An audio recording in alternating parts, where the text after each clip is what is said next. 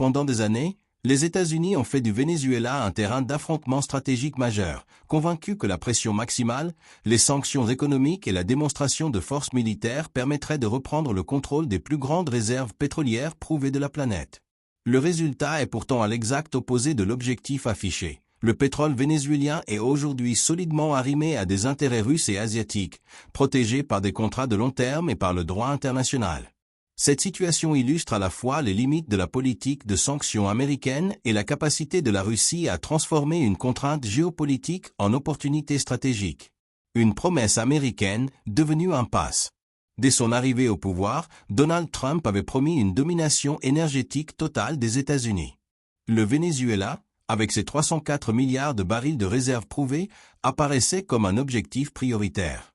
Washington a alors déployé une stratégie de pression globale.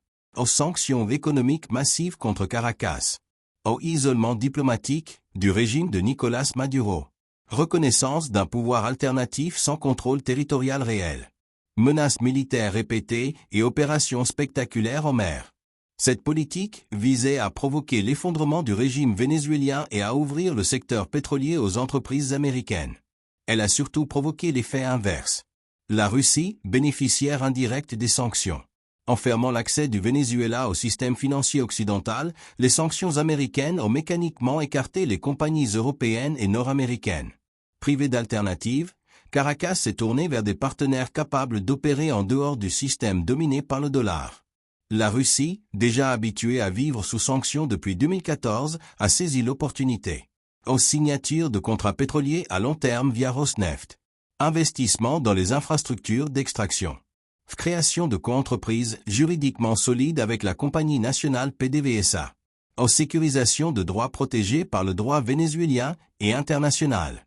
Lorsque Washington a sanctionné Rosneft en 2020, Moscou n'a pas quitté le pays. Elle a simplement transféré ses opérations à une nouvelle structure publique, poursuivant ses activités sans interruption. En novembre 2025, l'Assemblée nationale vénézuélienne a prolongé de 15 ans les accords liant PDVSA et les entreprises russes, verrouillant ainsi l'accès aux actifs les plus rentables. Soutiens cette jeune chaîne en t'abonnant, likez, partagez cet article dans tous vos groupes et laissez un commentaire. Merci. Un basculement économique mondial. Les chiffres confirment l'ampleur du revers américain. Les échanges commerciaux entre la Russie et le Venezuela ont progressé de 64% en un an.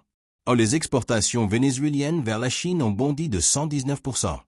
L'Inde et la Turquie ont renforcé leurs canaux commerciaux avec Caracas. Pendant que Washington sanctionnait et menaçait, un réseau économique alternatif s'est structuré, marginalisant l'influence américaine. Les sanctions n'ont pas isolé le Venezuela. Elles l'ont intégré plus profondément dans un bloc économique non aligné sur les États-Unis. Les limites de la puissance américaine.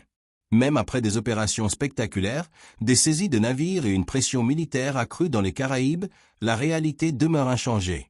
Les principaux gisements sont déjà exploités. Les infrastructures sont en place. Les travailleurs sont intégrés au dispositif russe. Les contrats sont juridiquement opposables. Les compagnies pétrolières américaines, conscientes de ces contraintes, restent prudentes. Elles savent que les actifs les plus rentables sont déjà verrouillés et que l'instabilité politique rend tout investissement risqué. Cette situation révèle une vérité stratégique. La force militaire ne permet pas d'annuler des accords économiques conclus légalement sur le long terme. Une leçon sur l'arme des sanctions. Pendant des décennies, les sanctions américaines ont fonctionné parce qu'il n'existait pas d'alternative crédible au système financier dominé par le dollar. Ce monopole s'érode. Où la Russie a développé des circuits financiers parallèles. Où la Chine a mis en place ses propres mécanismes de paiement et de commerce. Plusieurs États sanctionnés coopèrent désormais hors du cadre occidental. Dans ce contexte, la stratégie de pression maximale atteint ses limites et peut même se retourner contre son initiateur, comme au Venezuela. Soutiens cette jeune chaîne en t'abonnant, likez, partagez cet article dans tous vos groupes et laissez un commentaire.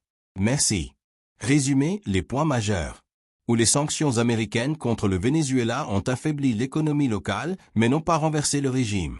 Où elles ont écarté les entreprises occidentales, ouvrant un espace stratégique à la Russie et à la Chine. Où la Russie a sécurisé des contrats pétroliers de long terme juridiquement protégés. Où les États-Unis se retrouvent exclus des actifs les plus rentables malgré leur supériorité militaire. Où le cas vénézuélien illustre le déclin relatif de l'efficacité des sanctions dans un monde multipolaire. Sur le plan géostratégique, les États-Unis peuvent-ils encore imposer seuls leurs règles énergétiques dans un monde où des blocs économiques alternatifs se structurent durablement? Sur le plan juridique, jusqu'où le droit international protège-t-il des contrats conclus sous sanction face à la pression politique et militaire des grandes puissances? Sur le plan économique, la fragmentation du système financier mondial annonce-t-elle la fin de l'arme des sanctions comme levier central de la puissance américaine? Jamal Carter II pour l'Observatoire public.